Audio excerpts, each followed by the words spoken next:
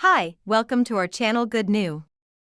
The fabrication of chips and the hiring of chip talent are important and contentious issues in contemporary society due to the serious worldwide chip scarcity. Huawei is a well-known global leader in semiconductor manufacturing and telecommunications. Unfortunately, the USA curtailed Huawei's development and began a major campaign to ban Huawei. Huawei CEO Ren Zhengfei called on U.S. technological specialists to return to China to create photonic chips in order to resolve this conundrum and stop the U.S. from enforcing sanctions. The American specialists then promptly took a flight back to China. The CEO of Huawei China, Ren Zhengfei, seems to have some pretty wise words to share. I'll take you to discover more details from the video I made today. Chinese semiconductor talent is at the status quo given the global chip scarcity. There is an abundance of talent in China. The ability to keep talent is what is lacking. There is a considerable brain drain each year. The United States pays generously, fully honors talent, and fosters a favorable environment for research. More and more foreign students are graduating with doctoral degrees, relocating immediately to Silicon Valley to find employment, and even more immediately obtaining citizens of the United States. Yin Jia, the company's founder, decided to move back to China when he was 60 years old. The company's 5nm etching equipment was introduced to the TSMC manufacturing line and rose to become one of the top producers in the world. Yin Jia left for China once more. There are currently more than 300 technological patents in existence. He also once said, his technology and status are not the most exceptional when compared to the top Chinese PhDs working in the United States. Most of the technical R&D staff members and team leaders at Intel during his time there were Chinese. We have enough here. Consider it carefully. The key to preventing talent loss at the moment is to identify the causes of the brain drain in your own body. Why did an American chip expert travel to China to take battle to the USA? Following Yin Jiao's example, a wave of talented semiconductor workers came home to China. Positive news has just emerged that China has welcomed top talent returning from the United States and has resoundingly rejected excessive compensation from outside. The chip Dr. Chang Lin is tempted to dedicate himself to the growth of the domestic semiconductor industry after returning to China. Chang Lin attended Shandong University as a student. She continued her education after graduation and earned a PhD at the University of California in the U.S. She took engaged in the research and development of photonic chips and several leading semiconductor technologies while she was a student at the University of California. Chang Lin made the decision not to remain in the country after graduating. He made the decision to go back to China after realizing how many domestic companies were working on photonic chips. According to him, he can do a lot to aid in the growth of the domestic photonic chip business.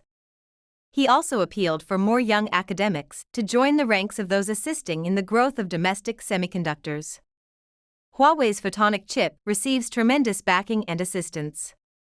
The industry generally views photonic chips as the most likely material for next-generation chips. Currently, a number of nations are supporting the growth of this project. For a long time, Dr. Chang Lin has put a lot of effort into the subject of photonic chips. The optical fiber transmission speed of the photonic chip is extremely rapid compared to today's electronic chips, and the loss is also very carefully controlled. Dr. Chang Lin has found a solution to the optical fiber refractive index issue that had previously baffled the leading specialists in the field. The photonic chip's waveguide was initially completed by researchers using quartz, but this had unintended consequences because quartz's refractive index was not complete. It wasn't all that good.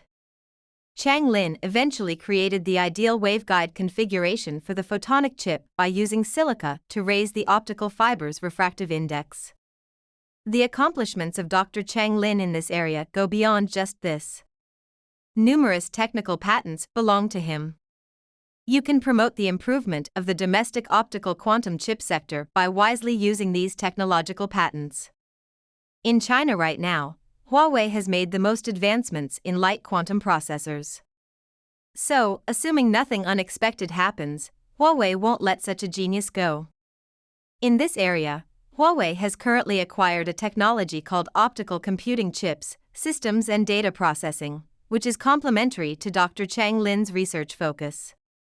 Next, it will depend on Huawei's ability to recognize this talent. It is highly important for the growth of the local semiconductor industry if the participants can integrate themselves perfectly, and Huawei HiSilicon will also provide significant support in this regard. Ren Zhengfei has previously said, "The most distressing thing is that the skills produced in the country at enormous costs have become other people's wedding clothing." Considering that all Chinese chickens have returned to their motherland to lay eggs, this is the first issue that needs to be resolved. The emphasis on talents is also growing as China's scientific research environment gradually improves.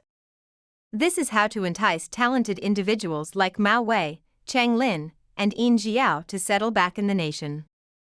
They are urged to return by patriotism.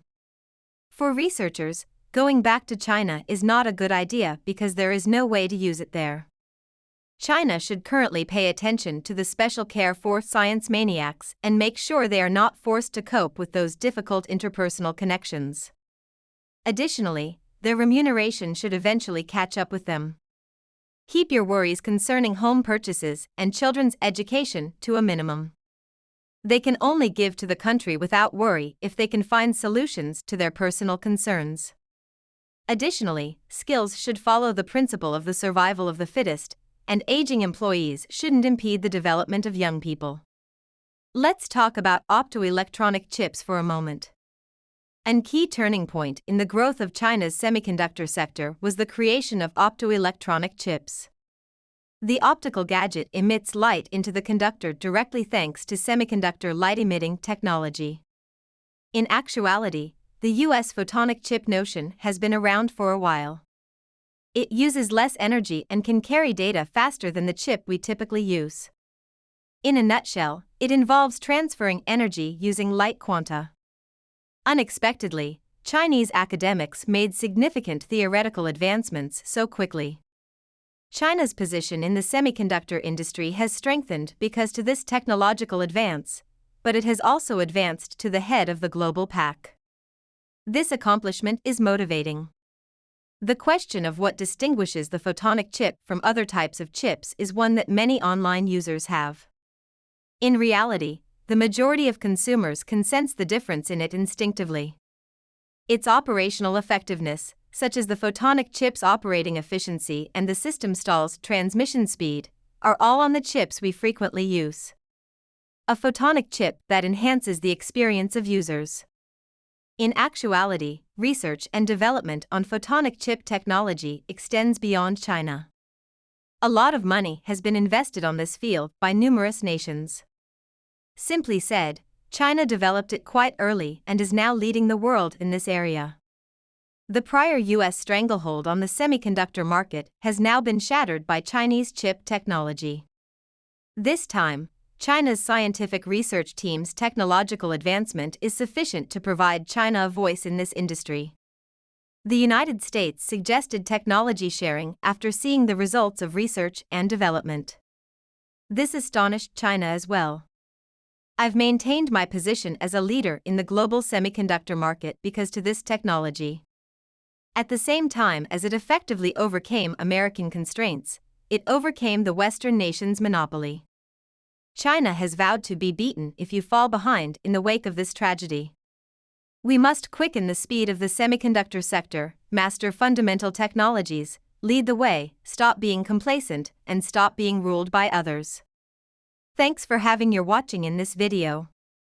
You can add your ideas or suggestions below.